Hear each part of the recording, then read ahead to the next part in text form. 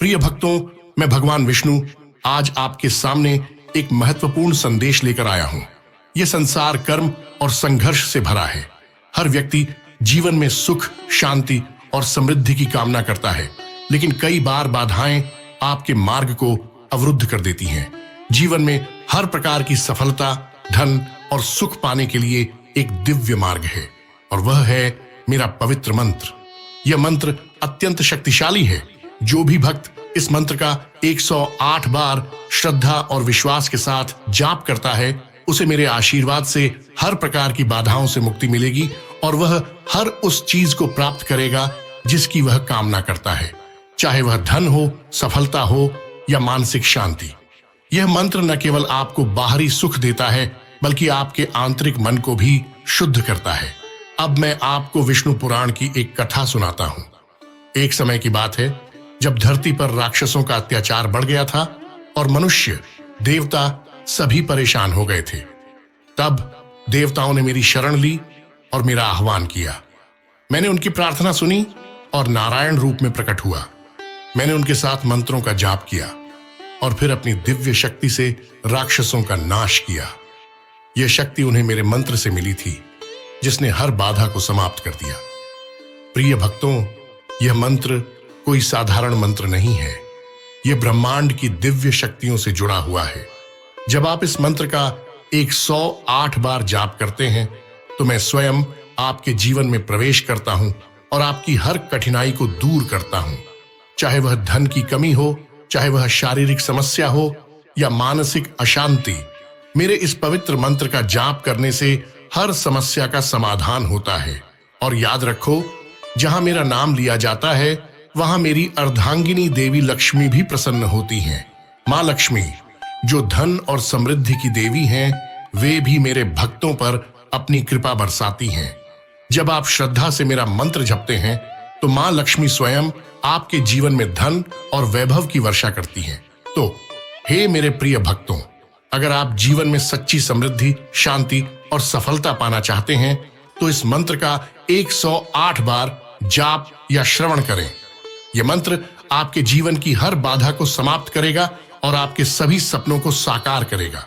मैं आपसे वादा करता हूं, अगर आप इस मंत्र का सच्चे मन से जाप करेंगे, तो मैं स्वयं आपके जीवन में आऊंगा और आपको हर प्रकार की समृद्धि और आशीर्वाद प्रदान करूंगा। जब आप इस मंत्र का जाप करेंगे, तो आपके जीवन में अद्भुत परिवर्तन आएंगे। आपका स्वास्थ्य उत्तम होगा, आपके धन में वृद्धि होगी और आपको मानसिक शांति प्राप्त होगी। तो भक्तों, आज से ही मेरे इस मंत्र का 108 बार जाप या श्रवण करना शुरू करें। मेरा आशीर्वाद सदा आपके साथ रहेगा।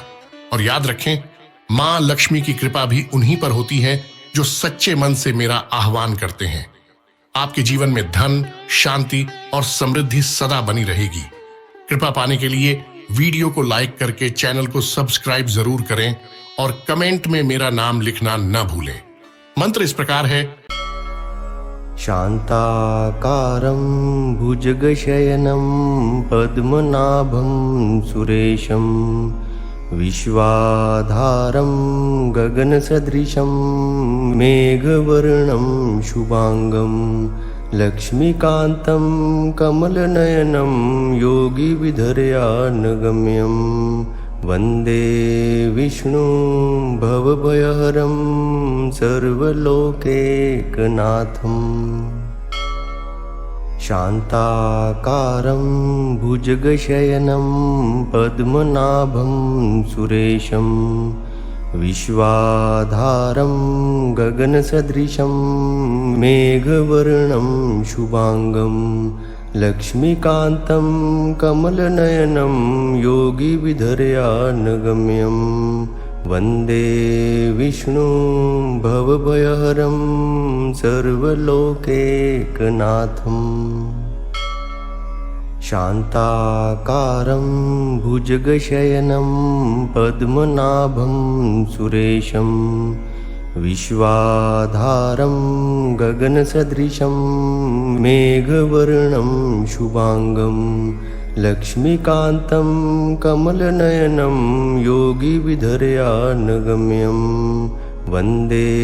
विष्णुं भवभयहरं सर्वलोकैकनाथम् शान्ताकारं भुजगशयनं पद्मनाभं सुरेशं विश्वाधारं गगनसदृशं मेघवर्णं शुभांगं लक्ष्मीकान्तं कमलनयनं योगिविधर्यानगम्यं वन्दे विष्णुं भवभयहरं सर्वलोकैकनाथम् शान्ताकारं भुजगशयनं पद्मनाभं सुरेशं विश्वाधारं गगनसदृशं मेघवर्णं शुभांगं लक्ष्मीकान्तं कमलनयनं योगिविधर्यानगम्यं वन्दे विष्णुं भवभयहरं सर्वलोकैकनाथम् शान्ताकारं भुजगशयनं पद्मनाभं सुरेशं विश्वाधारं गगनसदृशं मेघवर्णं शुभांगं लक्ष्मीकान्तं कमलनयनं योगिविधर्यानगम्यं वन्दे विष्णुं भवभयहरं सर्वलोकैकनाथम् शान्ताकारं भुजगशयनं पद्मनाभं सुरेशं विश्वाधारं गगनसदृशं मेघवर्णं शुभांगं लक्ष्मीकान्तं कमलनयनं योगिविधर्यानगम्यं वन्दे विष्णुं भवभयहरं सर्वलोकैकनाथम् शान्ताकारं भुजगशयनं पद्मनाभं सुरेशं विश्वाधारं गगनसदृशं मेघवर्णं शुभांगं लक्ष्मीकान्तं कमलनयनं योगिविधर्यानगम्यं वन्दे विष्णुं भवभयहरं सर्वलोकैकनाथम् शान्ताकारं भुजगशयनं पद्मनाभं सुरेशं विश्वाधारं गगनसदृशं मेघवर्णं शुभांगं लक्ष्मीकान्तं कमलनयनं योगिविधर्यानगम्यं वन्दे विष्णुं भवभयहरं सर्वलोकैकनाथम् शान्ताकारं भुजगशयनं पद्मनाभं सुरेशं विश्वाधारं गगनसदृशं मेघवर्णं शुभांगं लक्ष्मीकान्तं कमलनयनं योगिविधर्यानगम्यं वन्दे विष्णुं भवभयहरं सर्वलोकैकनाथम् शान्ताकारं भुजगशयनं पद्मनाभं सुरेशं विश्वाधारं गगनसदृशं मेघवर्णं शुभांगं लक्ष्मीकान्तं कमलनयनं योगिविधर्यानगम्यं वन्दे विष्णुं भवभयहरं सर्वलोकैकनाथम् शान्ताकारं भुजगशयनं पद्मनाभं सुरेशं विश्वाधारं गगनसदृशं मेघवर्णं शुभांगं लक्ष्मीकान्तं कमलनयनं योगिविधर्यानगम्यं वन्दे विष्णुं भवभयहरं सर्वलोकैकनाथम् शान्ताकारं भुजगशयनं पद्मनाभं सुरेशं विश्वाधारं गगनसदृशं मेघवर्णं शुभांगं लक्ष्मीकान्तं कमलनयनं योगिविधर्यानगम्यं वन्दे विष्णुं भवभयहरं सर्वलोकैकनाथम् शान्ताकारं भुजगशयनं पद्मनाभं सुरेशं विश्वाधारं गगनसदृशं मेघवर्णं शुभांगं लक्ष्मीकान्तं कमलनयनं योगिविधर्यानगम्यं वन्दे विष्णुं भवभयहरं सर्वलोकैकनाथम् शान्ताकारं भुजगशयनं पद्मनाभं सुरेशं विश्वाधारं गगनसदृशं मेघवर्णं शुभांगं लक्ष्मीकान्तं कमलनयनं योगिविधर्यानगम्यं वन्दे विष्णुं भवभयहरं सर्वलोकैकनाथम् शान्ताकारं भुजगशयनं पद्मनाभं सुरेशं विश्वाधारं गगनसदृशं मेघवर्णं शुभांगं लक्ष्मीकान्तं कमलनयनं योगिविधर्यानगम्यं वन्दे विष्णुं भवभयहरं सर्वलोकैकनाथम् शान्ताकारं भुजगशयनं पद्मनाभं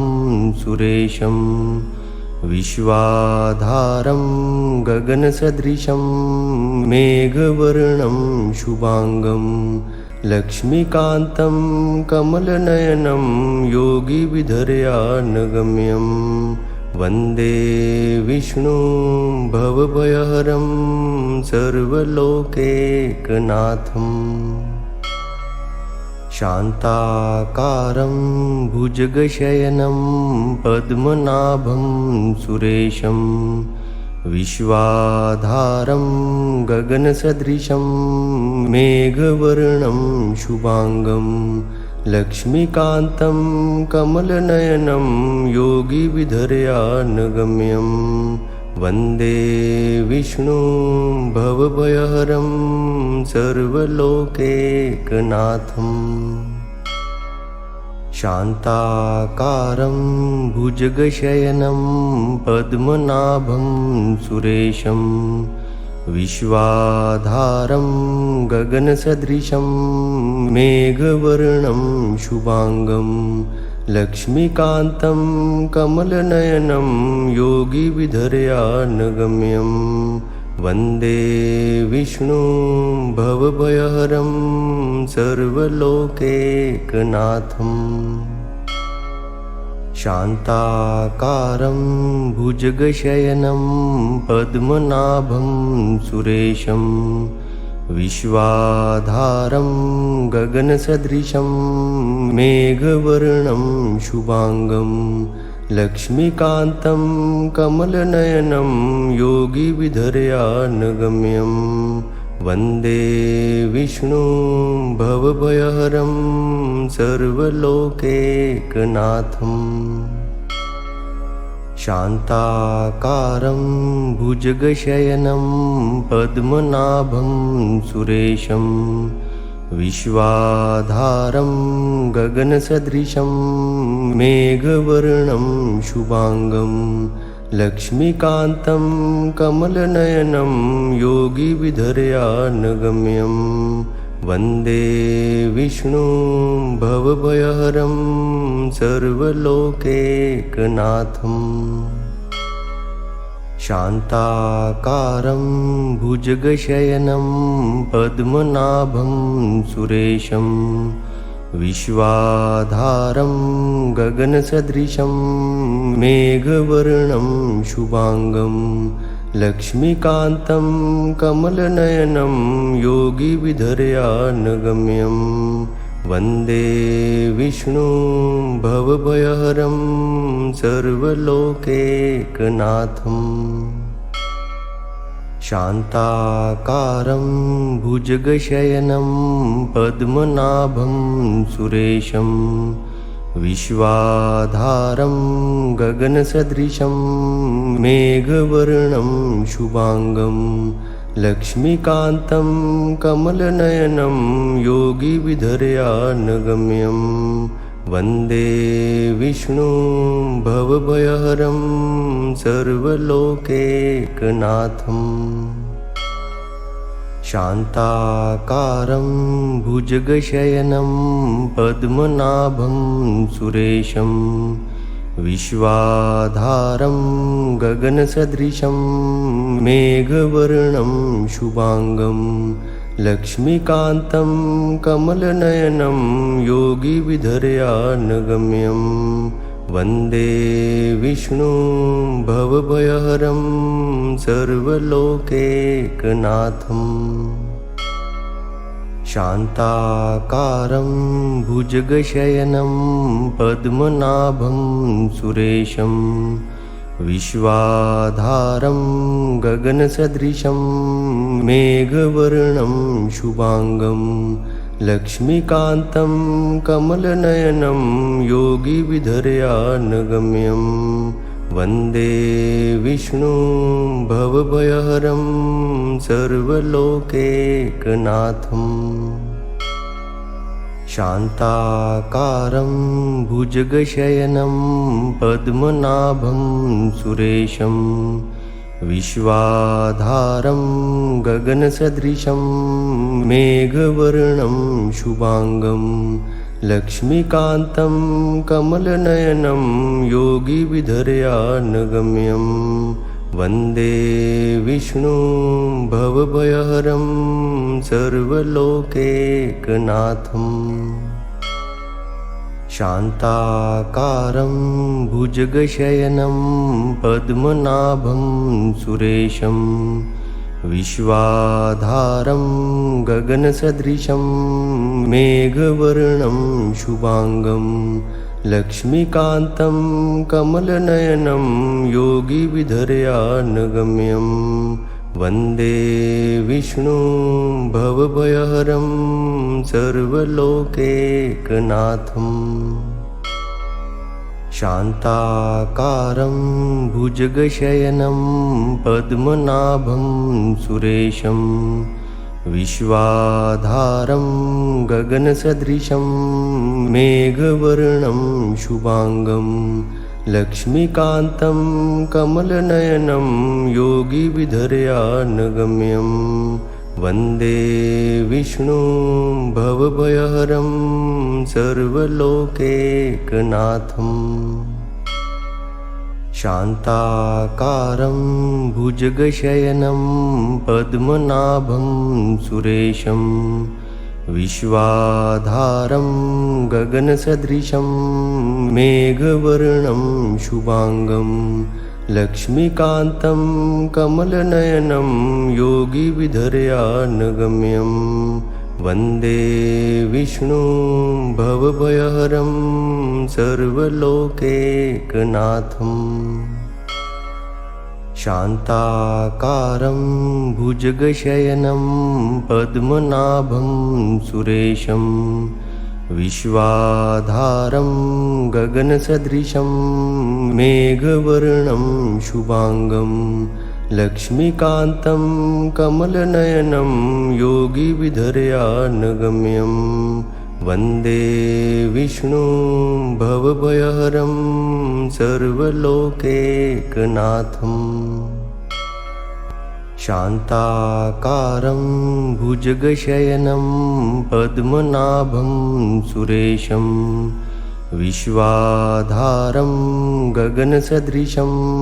मेघवर्णं शुभांगं लक्ष्मीकान्तं कमलनयनं योगिविधर्यानगम्यं वन्दे विष्णुं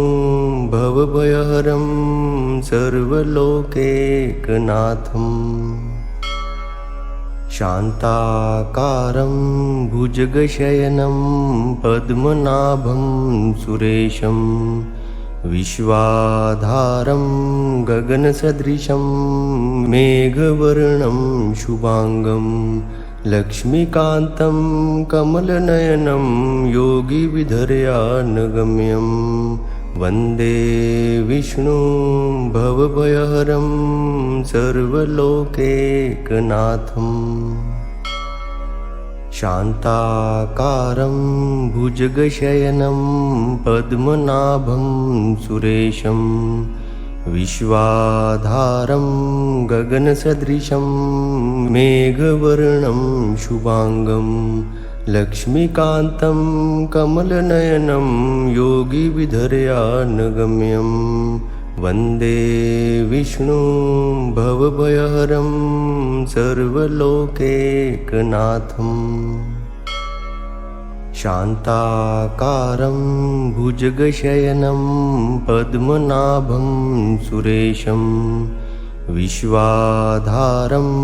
गगनसदृशं मेघवर्णं शुभांगं लक्ष्मीकान्तं कमलनयनं योगिविधर्यानगम्यं वन्दे विष्णुं भवभयहरं सर्वलोकैकनाथम् शान्ताकारं भुजगशयनं पद्मनाभं सुरेशं विश्वाधारं गगनसदृशं मेघवर्णं शुभांगं लक्ष्मीकान्तं कमलनयनं योगिविधर्यानगम्यं वन्दे विष्णुं भवभयहरं सर्वलोकैकनाथम् शान्ताकारं भुजगशयनं पद्मनाभं सुरेशं विश्वाधारं गगनसदृशं मेघवर्णं शुभांगं लक्ष्मीकान्तं कमलनयनं योगिविधर्यानगम्यं वन्दे विष्णुं भवभयहरं सर्वलोकैकनाथम् शान्ताकारं भुजगशयनं पद्मनाभं सुरेशं विश्वाधारं गगनसदृशं मेघवर्णं शुभांगं लक्ष्मीकान्तं कमलनयनं योगिविधर्यानगम्यं वन्दे विष्णुं भवभयहरं सर्वलोकैकनाथम् शान्ताकारं भुजगशयनं पद्मनाभं सुरेशं विश्वाधारं गगनसदृशं मेघवर्णं शुभांगं लक्ष्मीकान्तं कमलनयनं योगिविधर्यानगम्यं वन्दे विष्णुं भवभयहरं सर्वलोकैकनाथम् शान्ताकारं भुजगशयनं पद्मनाभं सुरेशं विश्वाधारं गगनसदृशं मेघवर्णं शुभांगं लक्ष्मीकान्तं कमलनयनं योगिविधर्यानगम्यं वन्दे विष्णुं भवभयहरं सर्वलोकैकनाथम् शान्ताकारं भुजगशयनं पद्मनाभं सुरेशं विश्वाधारं गगनसदृशं मेघवर्णं शुभांगं लक्ष्मीकान्तं कमलनयनं योगिविधर्यानगम्यं वन्दे विष्णुं भवभयहरं सर्वलोकैकनाथम् शान्ताकारं भुजगशयनं पद्मनाभं सुरेशं विश्वाधारं गगनसदृशं मेघवर्णं शुभांगं लक्ष्मीकान्तं कमलनयनं योगिविधर्यानगम्यं वन्दे विष्णुं भवभयहरं सर्वलोकैकनाथम् शान्ताकारं भुजगशयनं पद्मनाभं सुरेशं विश्वाधारं गगनसदृशं मेघवर्णं शुभांगं लक्ष्मीकान्तं कमलनयनं योगिविधर्यानगम्यं वन्दे विष्णुं भवभयहरं सर्वलोकैकनाथम् शान्ताकारं भुजगशयनं पद्मनाभं सुरेशं विश्वाधारं गगनसदृशं मेघवर्णं शुभांगं लक्ष्मीकान्तं कमलनयनं योगिविधर्यानगम्यं वन्दे विष्णुं भवभयहरं सर्वलोकैकनाथम् शान्ताकारं भुजगशयनं पद्मनाभं सुरेशं विश्वाधारं गगनसदृशं मेघवर्णं शुभांगं लक्ष्मीकान्तं कमलनयनं योगिविधर्यानगम्यं वन्दे विष्णुं भवभयहरं सर्वलोकैकनाथम् शान्ताकारं भुजगशयनं पद्मनाभं सुरेशं विश्वाधारं गगनसदृशं मेघवर्णं शुभांगं लक्ष्मीकान्तं कमलनयनं योगिविधर्यानगम्यं वन्दे विष्णुं भवभयहरं सर्वलोकैकनाथम्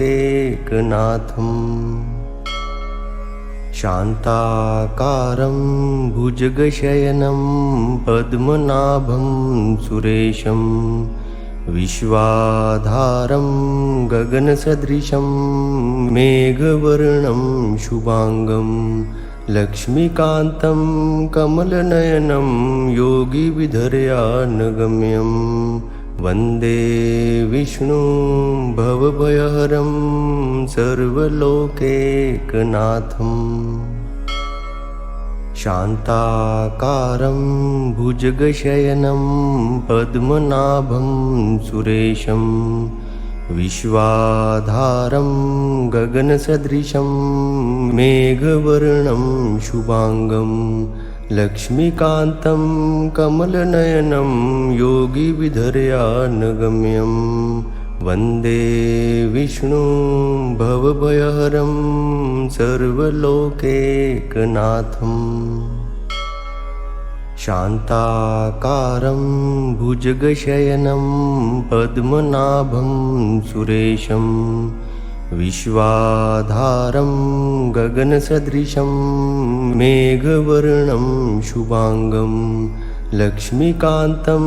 कमलनयनं योगिविधर्यानगम्यं वन्दे विष्णुं भवभयहरं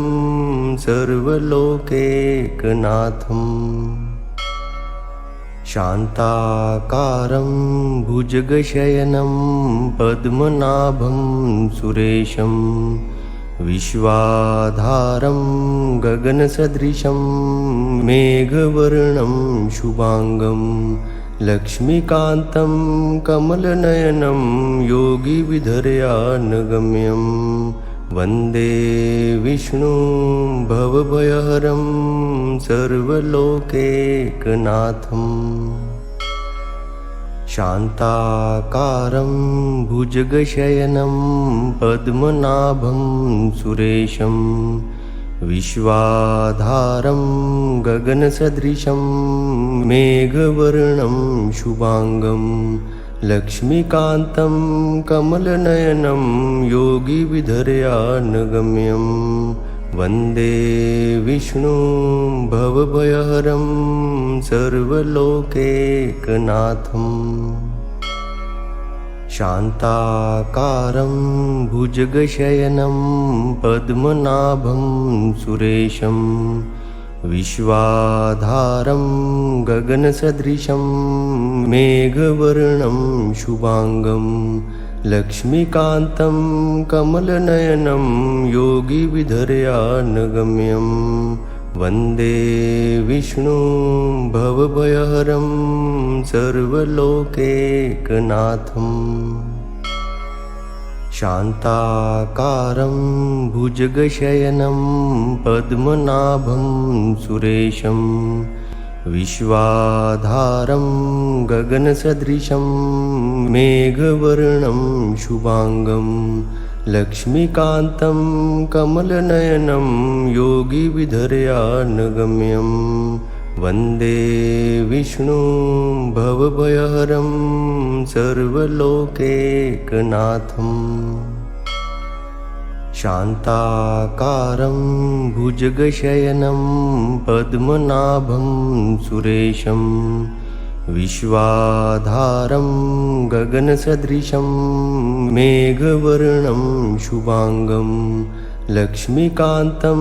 कमलनयनं योगिविधर्यानगम्यं वन्दे विष्णुं भवभयहरं सर्वलोकैकनाथम् शान्ताकारं भुजगशयनं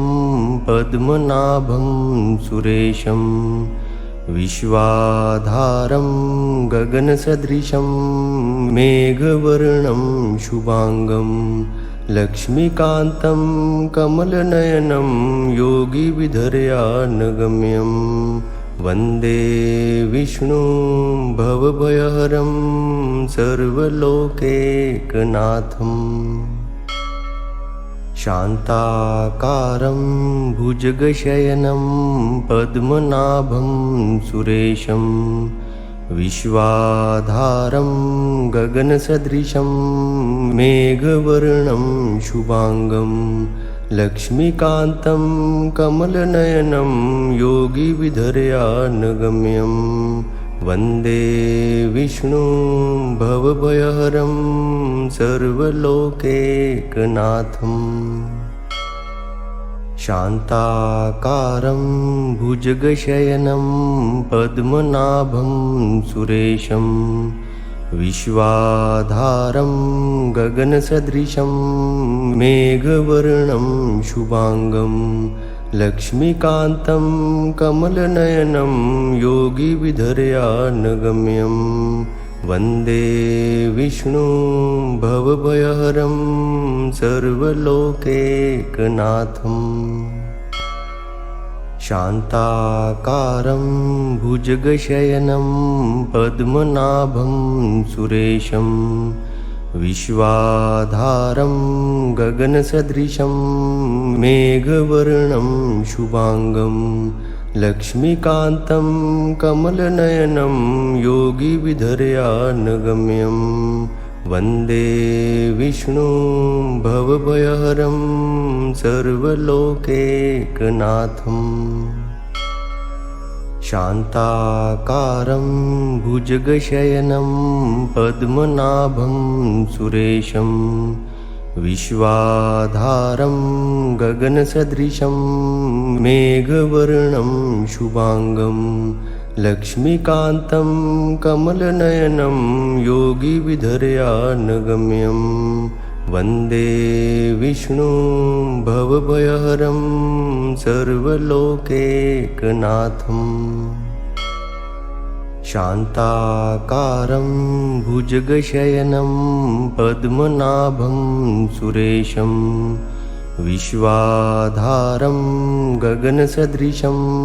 मेघवर्णं शुभांगं लक्ष्मीकान्तं कमलनयनं योगिविधर्यानगम्यं वन्दे विष्णुं भवभयहरं सर्वलोकैकनाथम् शान्ताकारं भुजगशयनं पद्मनाभं सुरेशं विश्वाधारं गगनसदृशं मेघवर्णं शुभांगं लक्ष्मीकान्तं कमलनयनं योगिविधर्यानगम्यं वन्दे विष्णुं भवभयहरं सर्वलोकैकनाथम् शान्ताकारं भुजगशयनं पद्मनाभं सुरेशं विश्वाधारं गगनसदृशं मेघवर्णं शुभांगं लक्ष्मीकान्तं कमलनयनं योगिविधर्यानगम्यं वन्दे विष्णुं भवभयहरं सर्वलोकैकनाथम् शान्ताकारं भुजगशयनं पद्मनाभं सुरेशं विश्वाधारं गगनसदृशं मेघवर्णं शुभांगं लक्ष्मीकान्तं कमलनयनं योगिविधर्यानगम्यं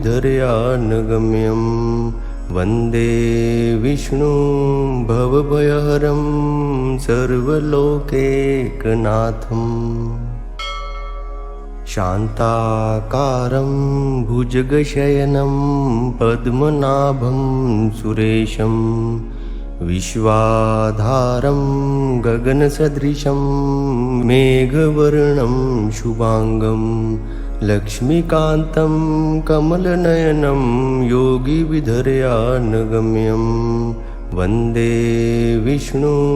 भवभयहरं सर्वलोकैकनाथम् शान्ताकारं भुजगशयनं पद्मनाभं सुरेशं विश्वाधारं गगनसदृशं मेघवर्णं शुभांगं लक्ष्मीकान्तं कमलनयनं योगिविधर्यानगम्यं वन्दे विष्णुं भवभयहरं सर्वलोकैकनाथम् शान्ताकारं भुजगशयनं पद्मनाभं सुरेशं विश्वाधारं गगनसदृशं मेघवर्णं शुभांगं लक्ष्मीकान्तं कमलनयनं योगिविधर्यानगम्यं वन्दे विष्णुं भवभयहरं सर्वलोकैकनाथम् शान्ताकारं भुजगशयनं पद्मनाभं सुरेशं विश्वाधारं गगनसदृशं मेघवर्णं शुभांगं लक्ष्मीकान्तं कमलनयनं योगिविधर्यानगम्यं वन्दे विष्णुं भवभयहरं सर्वलोकैकनाथम् शान्ताकारं भुजगशयनं पद्मनाभं सुरेशं विश्वाधारं गगनसदृशं मेघवर्णं शुभांगं लक्ष्मीकान्तं कमलनयनं योगिविधर्यानगम्यं वन्दे विष्णुं भवभयहरं सर्वलोकैकनाथम् शान्ताकारं भुजगशयनं पद्मनाभं सुरेशं विश्वाधारं गगनसदृशं मेघवर्णं शुभांगं लक्ष्मीकान्तं कमलनयनं योगिविधर्यानगम्यं वन्दे विष्णुं भवभयहरं सर्वलोकैकनाथम् शान्ताकारं भुजगशयनं पद्मनाभं सुरेशं विश्वाधारं गगनसदृशं मेघवर्णं शुभांगं लक्ष्मीकान्तं कमलनयनं योगिविधर्यानगम्यं वन्दे विष्णुं भवभयहरं सर्वलोकैकनाथम् शान्ताकारं भुजगशयनं पद्मनाभं सुरेशं विश्वाधारं गगनसदृशं मेघवर्णं शुभांगं लक्ष्मीकान्तं कमलनयनं योगिविधर्यानगम्यं वन्दे विष्णुं भवभयहरं सर्वलोकैकनाथम् शान्ताकारं भुजगशयनं पद्मनाभं सुरेशं विश्वाधारं गगनसदृशं मेघवर्णं शुभांगं लक्ष्मीकान्तं कमलनयनं योगिविधर्यानगम्यं वन्दे विष्णुं भवभयहरं सर्वलोकैकनाथम् शान्ताकारं भुजगशयनं पद्मनाभं सुरेशं विश्वाधारं गगनसदृशं मेघवर्णं शुभांगं लक्ष्मीकान्तं कमलनयनं योगिविधर्यानगम्यं वन्दे विष्णुं भवभयहरं सर्वलोकैकनाथम् शान्ताकारं भुजगशयनं पद्मनाभं सुरेशं विश्वाधारं गगनसदृशं मेघवर्णं शुभांगं लक्ष्मीकान्तं कमलनयनं योगिविधर्यानगम्यं वन्दे विष्णुं भवभयहरं सर्वलोकैकनाथम् शान्ताकारं भुजगशयनं पद्मनाभं सुरेशं विश्वाधारं गगनसदृशं मेघवर्णं शुभांगं लक्ष्मीकान्तं कमलनयनं योगिविधर्यानगम्यं वन्दे विष्णुं भवभयहरं सर्वलोकैकनाथम् शान्ताकारं भुजगशयनं पद्मनाभं सुरेशं विश्वाधारं गगनसदृशं मेघवर्णं शुभांगं लक्ष्मीकान्तं कमलनयनं योगिविधर्यानगम्यं वन्दे विष्णुं भवभयहरं सर्वलोकैकनाथम् शान्ताकारं भुजगशयनं पद्मनाभं सुरेशं विश्वाधारं गगनसदृशं मेघवर्णं शुभांगं लक्ष्मीकान्तं कमलनयनं योगिविधर्यानगम्यं वन्दे विष्णुं भवभयहरं सर्वलोकैकनाथम् शान्ताकारं भुजगशयनं पद्मनाभं सुरेशं विश्वाधारं गगनसदृशं मेघवर्णं शुभांगं लक्ष्मीकान्तं कमलनयनं योगिविधर्यानगम्यं वन्दे विष्णुं भवभयहरं सर्वलोकैकनाथम् शान्ताकारं भुजगशयनं पद्मनाभं सुरेशं विश्वाधारं गगनसदृशं मेघवर्णं शुभांगं लक्ष्मीकान्तं कमलनयनं योगिविधर्यानगम्यं वन्दे विष्णुं भवभयहरं सर्वलोकैकनाथम् शान्ताकारं भुजगशयनं पद्मनाभं सुरेशं विश्वाधारं गगनसदृशं मेघवर्णं शुभांगं लक्ष्मीकान्तं कमलनयनं योगिविधर्यानगम्यं वन्दे विष्णुं भवभयहरं सर्वलोकैकनाथम् शान्ताकारं भुजगशयनं पद्मनाभं सुरेशं विश्वाधारं गगनसदृशं मेघवर्णं शुभांगं लक्ष्मीकान्तं कमलनयनं योगिविधर्यानगम्यं वन्दे विष्णुं भवभयहरं सर्वलोकैकनाथम् शान्ताकारं भुजगशयनं पद्मनाभं सुरेशं विश्वाधारं गगनसदृशं मेघवर्णं शुभांगं लक्ष्मीकान्तं कमलनयनं योगिविधर्यानगम्यं वन्दे विष्णुं भवभयहरं सर्वलोकैकनाथम्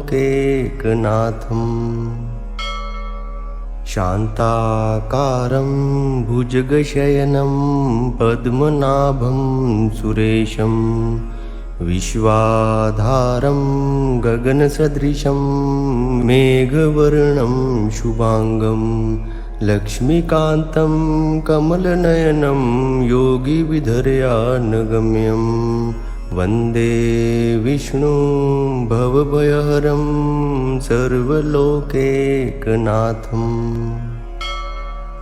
शान्ताकारं भुजगशयनं पद्मनाभं सुरेशं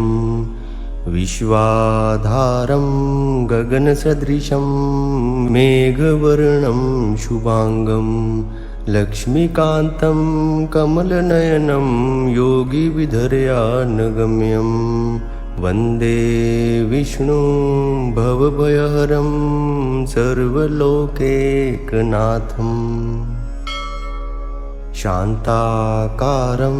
भुजगशयनं पद्मनाभं सुरेशं विश्वाधारं गगनसदृशं मेघवर्णं शुभांगं लक्ष्मीकान्तं कमलनयनं योगिविधर्यानगम्यं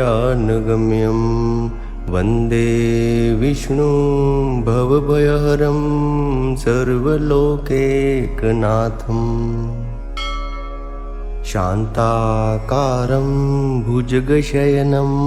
पद्मनाभं सुरेशं विश्वाधारं गगनसदृशं मेघवर्णं शुभांगं लक्ष्मीकान्तं कमलनयनं योगिविधर्यानगम्यं वन्दे विष्णुं भवभयहरं सर्वलोकैकनाथम् शान्ताकारं भुजगशयनं पद्मनाभं सुरेशं विश्वाधारं गगनसदृशं मेघवर्णं शुभांगं लक्ष्मीकान्तं कमलनयनं योगिविधर्यानगम्यं वन्दे विष्णुं भवभयहरं सर्वलोकैकनाथम् शान्ताकारं भुजगशयनं पद्मनाभं सुरेशं विश्वाधारं गगनसदृशं मेघवर्णं शुभांगं लक्ष्मीकान्तं कमलनयनं योगिविधर्यानगम्यं वन्दे विष्णुं भवभयहरं सर्वलोकैकनाथम् शान्ताकारं भुजगशयनं पद्मनाभं सुरेशं विश्वाधारं गगनसदृशं मेघवर्णं शुभांगं लक्ष्मीकान्तं कमलनयनं योगिविधर्यानगम्यं वन्दे विष्णुं भवभयहरं सर्वलोकैकनाथम् शान्ताकारं भुजगशयनं पद्मनाभं सुरेशं विश्वाधारं गगनसदृशं मेघवर्णं शुभांगं लक्ष्मीकान्तं कमलनयनं योगिविधर्यानगम्यं वन्दे विष्णुं भवभयहरं सर्वलोकैकनाथम् शान्ताकारं भुजगशयनं पद्मनाभं सुरेशं विश्वाधारं गगनसदृशं मेघवर्णं शुभांगं लक्ष्मीकान्तं कमलनयनं योगिविधर्यानगम्यं वन्दे विष्णुं भवभयहरं सर्वलोकैकनाथम्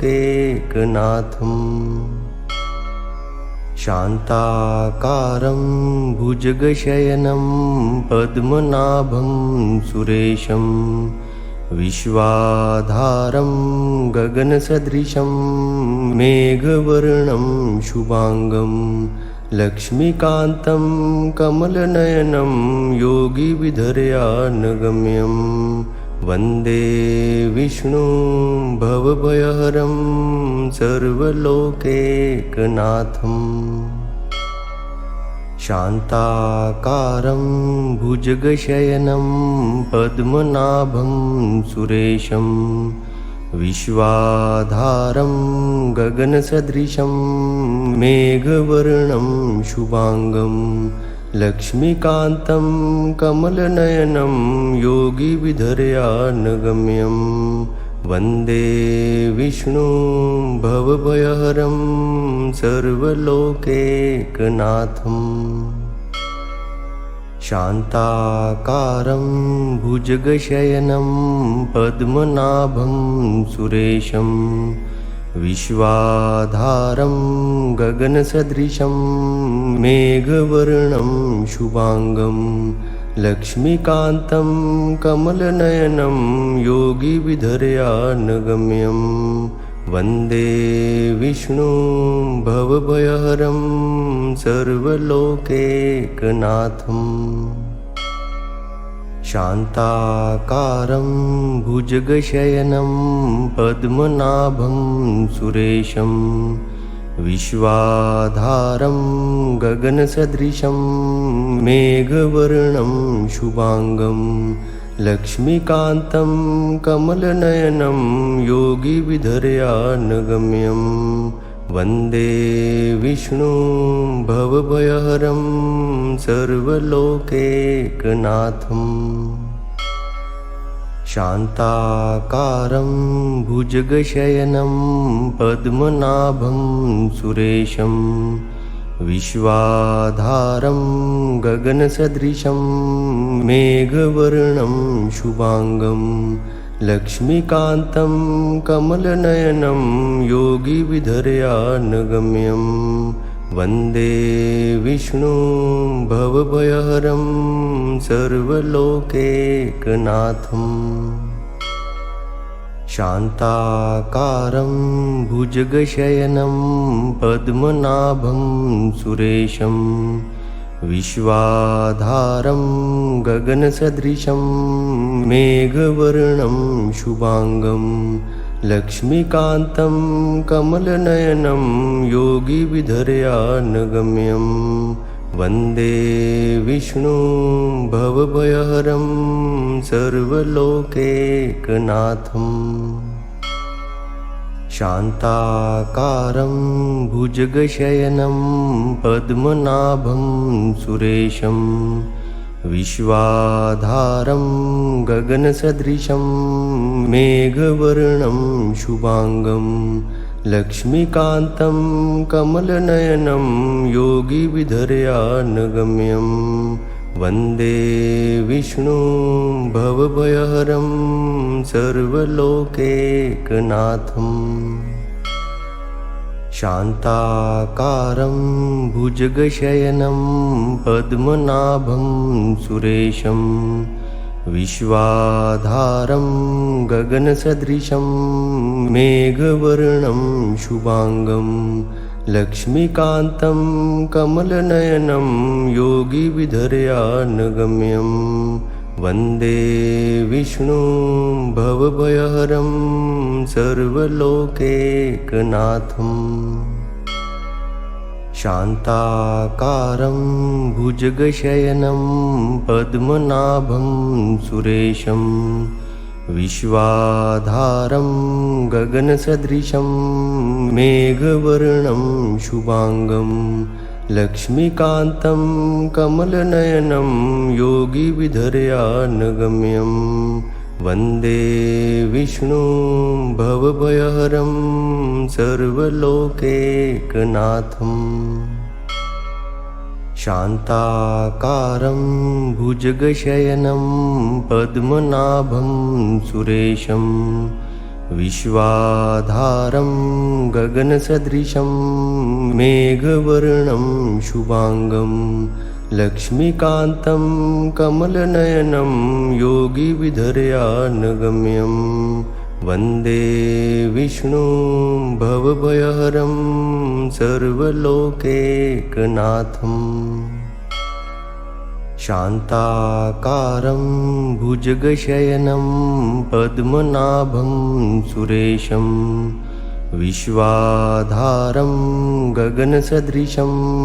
मेघवर्णं शुभांगं लक्ष्मीकान्तं कमलनयनं योगिविधर्यानगम्यं वन्दे विष्णुं भवभयहरं सर्वलोकैकनाथम् शान्ताकारं भुजगशयनं पद्मनाभं सुरेशं विश्वाधारं गगनसदृशं मेघवर्णं शुभांगं लक्ष्मीकान्तं कमलनयनं योगिविधर्यानगम्यं वन्दे विष्णुं भवभयहरं सर्वलोकैकनाथम् शान्ताकारं भुजगशयनं पद्मनाभं सुरेशं विश्वाधारं गगनसदृशं मेघवर्णं शुभांगं लक्ष्मीकान्तं कमलनयनं योगिविधर्यानगम्यं वन्दे विष्णुं भवभयहरं सर्वलोकैकनाथम् शान्ताकारं भुजगशयनं पद्मनाभं सुरेशं विश्वाधारं गगनसदृशं मेघवर्णं शुभांगं लक्ष्मीकान्तं कमलनयनं योगिविधर्यानगम्यं वन्दे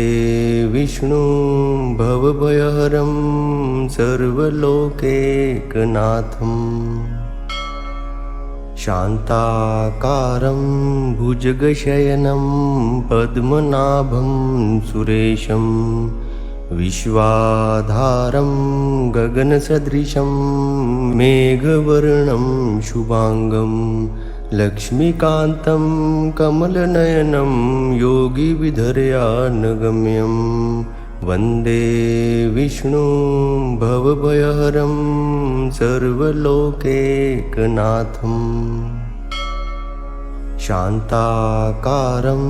भुजगशयनं पद्मनाभं सुरेशं विश्वाधारं गगनसदृशं मेघवर्णं शुभांगं लक्ष्मीकान्तं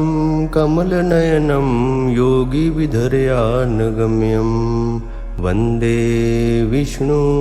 भवभयहरं सर्वलोकैकनाथम् शान्ताकारं भुजगशयनं पद्मनाभं सुरेशं विश्वाधारं गगनसदृशं मेघवर्णं शुभांगं लक्ष्मीकान्तं कमलनयनं योगिविधर्यानगम्यं वन्दे विष्णुं भवभयहरं सर्वलोकैकनाथम्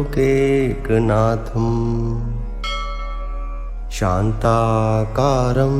भुजगशयनं पद्मनाभं सुरेशं विश्वाधारं गगनसदृशं मेघवर्णं शुभांगं लक्ष्मीकान्तं कमलनयनं योगिविधर्यानगम्यं वन्दे विष्णुं भवभयहरं सर्वलोकैकनाथम् शान्ताकारं भुजगशयनं पद्मनाभं सुरेशं विश्वाधारं गगनसदृशं मेघवर्णं शुभांगं लक्ष्मीकान्तं कमलनयनं योगिविधर्यानगम्यं वन्दे विष्णुं भवभयहरं सर्वलोकैकनाथम् शान्ताकारं भुजगशयनं पद्मनाभं सुरेशं विश्वाधारं गगनसदृशं मेघवर्णं शुभांगं लक्ष्मीकान्तं कमलनयनं योगिविधर्यानगम्यं वन्दे विष्णुं भवभयहरं सर्वलोकैकनाथम् शान्ताकारं भुजगशयनं पद्मनाभं सुरेशं विश्वाधारं गगनसदृशं मेघवर्णं शुभांगं लक्ष्मीकान्तं कमलनयनं योगिविधर्यानगम्यं वन्दे विष्णुं भवभयहरं सर्वलोकैकनाथम् शान्ताकारं भुजगशयनं पद्मनाभं सुरेशं विश्वाधारं गगनसदृशं मेघवर्णं शुभांगं लक्ष्मीकान्तं कमलनयनं योगिविधर्यानगम्यं वन्दे विष्णुं भवभयहरं सर्वलोकैकनाथम् शान्ताकारं भुजगशयनं पद्मनाभं सुरेशं विश्वाधारं गगनसदृशं मेघवर्णं शुभांगं लक्ष्मीकान्तं कमलनयनं योगिविधर्यानगम्यं वन्दे विष्णुं भवभयहरं सर्वलोकैकनाथम्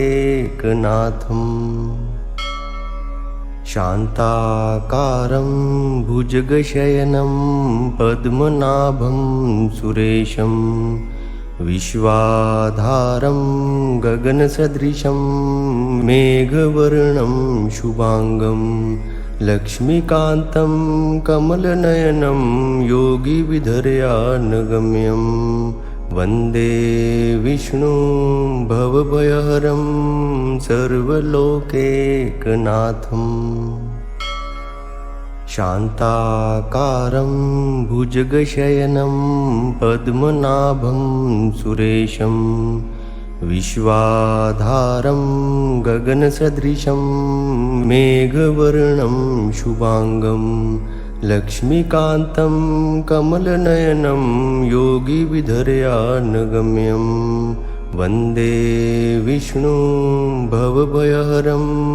सर्वलोकैकनाथम् शान्ताकारं भुजगशयनं पद्मनाभं सुरेशं विश्वाधारं गगनसदृशं मेघवर्णं शुभांगं लक्ष्मीकान्तं कमलनयनं योगिविधर्यानगम्यं वन्दे विष्णुं भवभयहरं सर्वलोकैकनाथम्